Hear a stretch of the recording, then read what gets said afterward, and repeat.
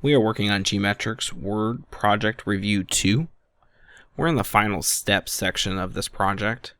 The first task wants us to go ahead and insert a footer into this document.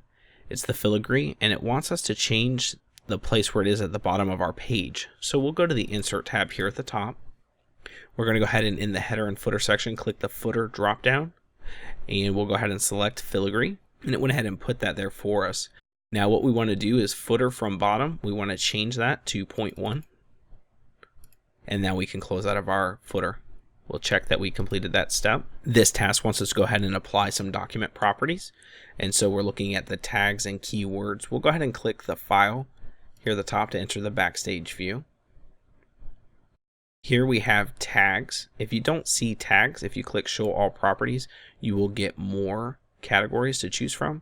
But for this, we'll go ahead and just type in the text for the tags. Make sure you capitalize each word. My students will often add a space at the end of their different tags. You want to make sure that you just type in what it has, and when you're done, click out of it so you don't add anything else. We'll go ahead and check that we completed that task. And then finally, they want us to go ahead and play with some of the options. So we're still in the backstage view. What we want to do here is click Options. In the general section, it tells us to go ahead and disable the enable live preview. So we'll go ahead and uncheck this box here. In the proofing options, it wants us to enable check spelling as you type. So we'll go ahead and go to the proofing section.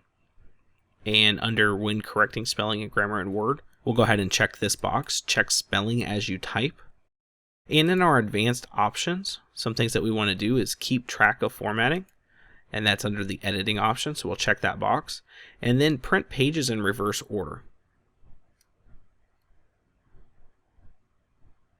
So we'll go ahead and scroll down to the print section, and we'll check that box. Let me go ahead and just let you know, the advanced option section is pretty exhaustive, and so it can take you a little bit of time to find some of the settings that you're looking for. Don't panic, just try and look for the headings here to help you narrow down the sections that you're looking at. When you're done with those options, we'll go ahead and click OK, and we'll check that we completed the task.